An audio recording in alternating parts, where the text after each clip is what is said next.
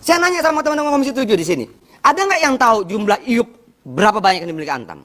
Timah, PTBA, luasnya berapa? Yang punya kandungan potensial berapa? Yang sudah diproduksi berapa? Yang belum diproduksi berapa? Kenapa tidak diproduksi?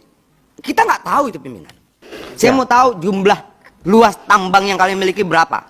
Yang punya cadangan berapa? Yang sudah diproduksi berapa? Yang belum diproduksi berapa? Dan kenapa tidak diproduksi saat negara sedang butuh uang?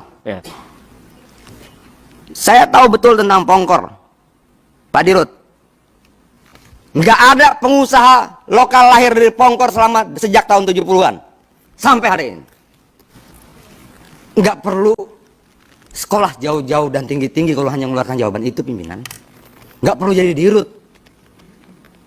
Kita maaf pimpinan. Kalau mau tegas ya, nggak, kalau kita mau tegas ini, kita suruh dia pulang kumpulin data, kita tungguin. Terima kasih pimpinan, terima kasih Bang Willy. Kalau kita bicara tambang ini kan berbeda dengan perusahaan-perusahaan yang lainnya. Ketika sebuah tambang masuk, ada banyak sekali yang dikorbankan, alam terkorbankan, masyarakat lokal terkorbankan dan sebagainya. Jadi menurut saya paparannya sebenarnya tidak seperti ini. Paparannya misalnya gini, Timah sudah berapa lama beroperasi di sana? Lalu Timah ini sudah menghasilkan berapa pengusaha lokal yang kemudian naik tingkat jadi pengusaha nasional? Sudah mampu berbuat apa di sana? Kalau laporan begini mah kita bisa cari dari mana-mana pimpinan. Nggak rumit-rumit amat untuk dapatkan hal seperti ini. Tapi yang kita butuhkan di sini adalah data yang tidak terpublikasi. Sejauh mana memang BUMN tambang kita punya manfaat terhadap rakyat. Itu yang dari tadi saya dengar apa ini loh. Sama sekali tidak dipaparkan. Timah mempekerjakan sekian ribu orang rata-rata gajinya sekian. PPh-nya, pajak penghasilannya misalnya 10%, dia menyumbangkan sekian persen pajak penghasilan dari ini. Dia menggunakan sekian kontraktor lokalnya sekian. 10 tahun yang lalu, sekarang kontraktor lokalnya sudah berubah menjadi kontraktor nasional. Kan ada peningkatan pimpinan. Jangan-jangan begitu, terus yang meningkat cuma kualitas hidup direksinya saja. Rakyatnya enggak. Kenapa? Karena tidak pernah dipaparkan di sini. Saya mau dengar itu. Antam misalnya kemarin di Pongkor, kebetulan dapil saya, 3-4 tahun yang lalu itu kan membakar 200 rumah di sana. Yang dituduh gurandil oleh mereka. Dan sampai sekarang 200 rumah yang terbakar itu tidak pernah mereka pedulikan sampai hari ini. Yang dituduh gurandil dan sudah dibakar rumahnya pun tidak ditangkap-tangkap sampai sekarang. Dan lebih lucu lagi misalnya di Pongkor, bagaimana kemudian mesin tabung-tabung sebesar mobil itu bisa ada di tengah-tengah Ciguha, di tengah-tengah Antam Pongkor sana. Yang masukin siapa? Itu kan tidak pernah diinvestigasi. Laporan Antam kerugian 1 triliun setiap hari. Pimpinan BUMN ini kan harusnya membantu negara dan membantu rakyat. Itulah dalam kepala saya tentang BUMN, khususnya BUMN tambang. Nah dalam prakteknya rakyat mana yang terbantu? Ada nggak datanya itu? Selama sekian puluh tahun, misalnya dari tahun 70-an, Antam di Pongkor ini sudah buat apa untuk rakyat Pongkor? Atau cuma membagikan sesuatu ketika ada bencana alam? Tapi nggak ada tuh. Kita mendengar laporan keberhasilan mereka membangun pengusaha lokal, kontraktor yang dipakai kontraktor Jakarta semua. Selama puluhan tahun. Dari situ ke situ, dari situ ke situ, dari situ ke situ, selama puluhan tahun. Lo manfaat mereka apa buat alam yang terkorbankan dan rakyat yang terpinggirkan karena dibangunnya tambang di sana? Kan sekarang kalau kita pakai contoh Pongkor misalnya, rakyat sudah tidak bisa bercocok tanam di atas sana. Penjagaannya sangat ketat, masuk pun tidak bisa. Nah, laporan ini mana? Bisa nggak kita dapatkan? Biar jelas bahwa kemudian BUMN tambang ini punya manfaat juga untuk rakyat sekitar. Nah, ini yang menurut saya, saya butuh penjelasan pimpinan, tapi hal-hal yang lainnya misalnya, yang perlu kita tanyakan, di luar dari apa yang sudah dipaparkan, ini sih cuma buat nyenengin kita aja paparan ini pimpinan, nggak substantif menurut saya. Tapi dijelaskan bagaimana sih dengan perkembangan tumpang tindih ini.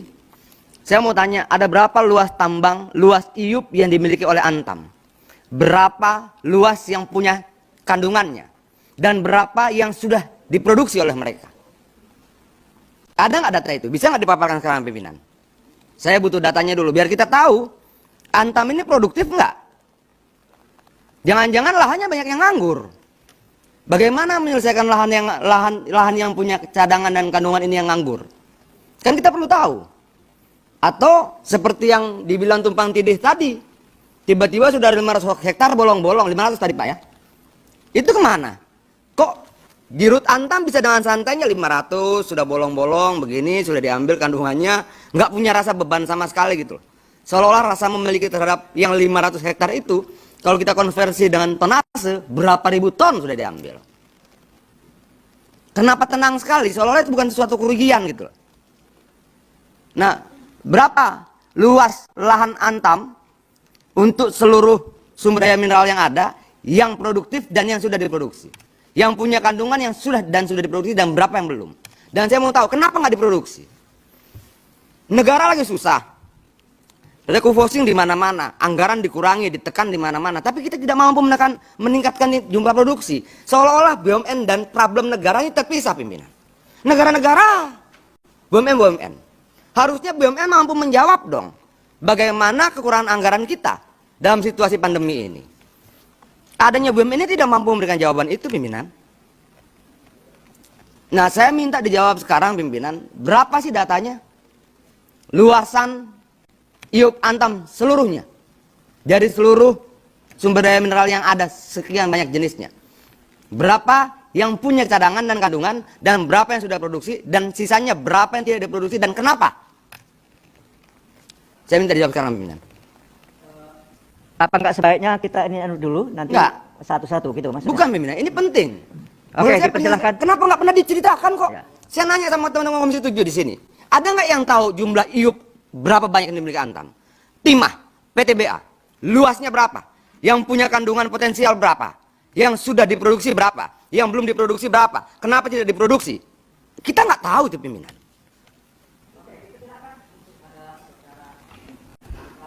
Ya, baik Pak Adian. Jadi secara angka kami nggak bisa menghadirkan sekarang. Kenapa? Kamu di Rut kan? Datanya nggak kita siapkan. Kenapa di Rut nggak punya ingatan tentang itu? Ya, makanya secara garis besar bisa saya gambarkan. Operasi Antam khusus nikel ada mulai dari Pulau Gak di Provinsi Papua Barat. Saat ini beroperasi cukup baik, produksinya 3 juta ton per tahun. Total cadangannya mungkin sekitar 200 juta ton. Ya. Kemudian ada lagi di Maluku Utara. Jadi blok tambang nikel Antam itu gampang Pak. Di timur ada di Pulau Gak, ada di Maluku Utara, Halmahera Timur. Ya, di Halmahera Timur saat ini adalah merupakan basis rencana alokasinya adalah untuk basis produksi baterai, proyek baterai nasional, Pak. Nggak, gini loh, baterai itu nanti. Saya mau tahu jumlah luas tambang yang kalian miliki berapa, yang punya cadangan berapa, yang sudah diproduksi berapa, yang belum diproduksi berapa, dan kenapa tidak diproduksi saat negara sedang butuh uang. Ya, jadi lokasi tambang nikel kita ada di Gak Nikel, ada di Maluku Utara, ada lagi satu lagi yang tadi saya sampaikan di Provinsi Sulawesi Tenggara. Dan kemudian di Sulawesi Tenggara terdapat di 2 kabupaten, Pak, di Kabupaten Konawe Utara dan Kolaka. Semuanya berproduksi kecuali yang di Konawe Utara yang memang mengalami persoalan hukum tumpang tindih, Pak. Semuanya berproduksi, Pak. Dijual kemana ornya? Jadi sebagian besar saat ini digunakan di terbagi 2 Pak ya. Jadi ada yang kita gunakan sendiri di Pomala ya, yang berasal dari wilayah Pomala dan juga dari Maluku Utara. Sebagian lagi kita jual ke pabrik-pabrik nikel yang sekarang ada di Indonesia, yaitu Kapasitas smelter Antam berapa? Antam saat ini mengkonsumsi 2 juta ton ore. Berapa tungku? 2 juta itu berapa tungku? Kita sekarang ada 3 tungku Pak di Konawe Utara. Di yang Pomala. Dimiliki Antam dalam smelter nikel berapa tungku? Jadi kalau yang kita punya hari ini beroperasi 3 tungku. Nah ini maaf pimpinan, BUMN sudah puluhan tahun 3 tungku smelternya. Kenapa Bang? Iya. Nah ini yang saya bilang, kok kita nggak serius sih ngurus BUMN ini? Sementara berapa banyak Antam tidak bayar hutang ke sekian banyak kontraktor dan sub-sub kontraktor yang dipekerjakan. Ratusan miliar pimpinan. Dia bunuh pengusaha-pengusaha kecil itu. Kalau mereka tidak mampu, mereka minta PMN. Sementara pengusaha-pengusaha kontraktor subkontraktor ini bertebaran mati dengan alasan pandemi. Sekian puluh tahun Antam berdiri, tungkunya cuma 3. Terus kita mendengar paparan apa tadi? Jadi yang saya dengar tadi yang kita disampaikan ini apa?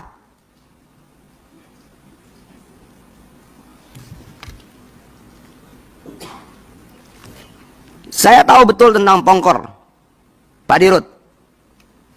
Nggak ada pengusaha lokal lahir dari Pongkor sejak tahun 70-an sampai hari ini. Kalian tidak mengembangkan siapa-siapa di sana. Yang kalian kembangkan perut kalian sendiri kan? Rumah kalian tambah besar. Tapi rakyat di sana, ada tidak pengusaha lokal yang sekarang berasal dari Pongkor yang kemudian masuk dalam pertarungan perebutan proyek-proyek nasional? Nggak ada.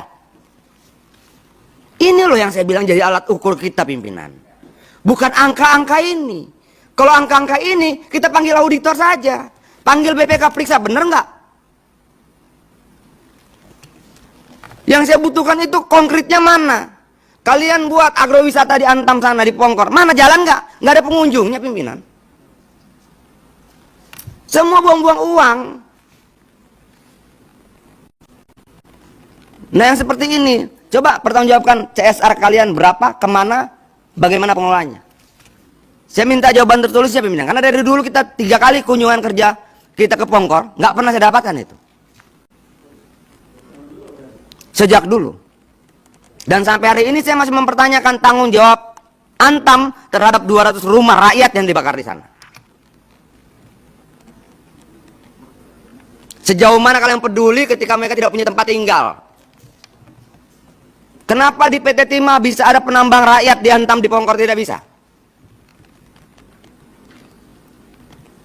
Kenapa tidak dicoba dirangkul rakyat itu seperti rangkul rakyat di sana? Toh kekayaan alam itu juga bisa dikelola bersama-sama. Dan undang-undang memungkinkan itu. Beberapa koperasi sudah coba mengajukan untuk ikut menambang di sana, tidak pernah terrealisasi kok. Untuk sementara itu dulu pimpinan. Terima kasih.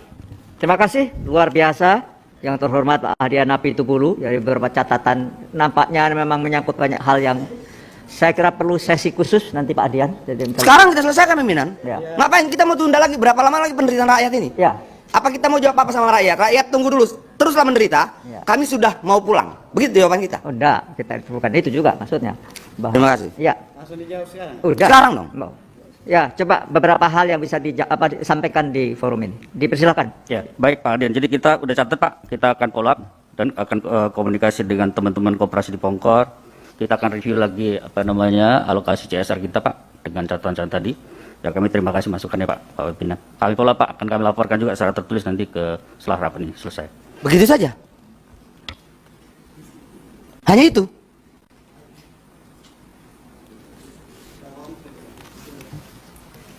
Nggak perlu sekolah jauh-jauh dan tinggi-tinggi kalau hanya mengeluarkan jawaban itu pimpinan.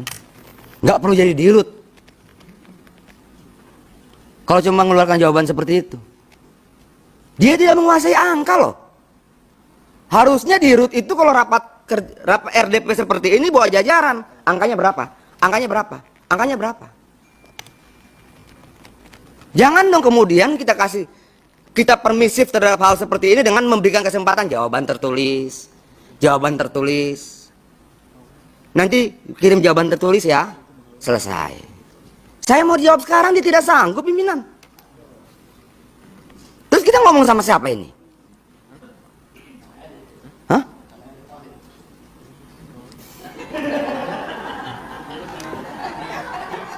Enggak, kalau pimpinan, kalau kita mau maaf pimpinan, kalau mau tegas ya, enggak, kalau kita mau tegas ini, kita suruh dia pulang, kumpulin data, kita tungguin. Apa kesimpulannya?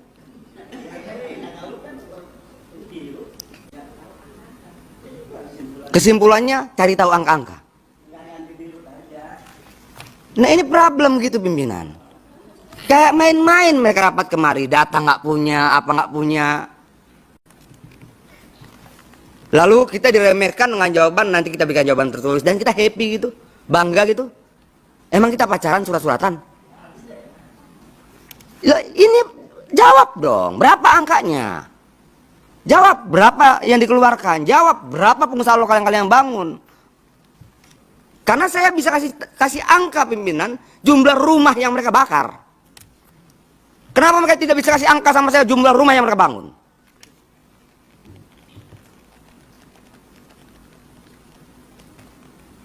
Ya kalau kita tidak tersinggung diperlakukan seperti ini ya terserah. Kalau saya marah pimpinan, terganggu saya. Terima kasih pimpinan. Begini, saya kira masing-masing kita menginginkan sebuah apa tadi yang disampaikan Pak Ahdian. Hanya saja memang namanya forum kan, forum nanti kita pastinya tidak berhenti di sini. Ini forum ini yang disampaikan Pak Ahdian. Ya artinya forum rapat ini gitu. Kan ini forum rapat. Jadi nanti akan ada tindak lanjut yang kita sampaikan selanjutnya.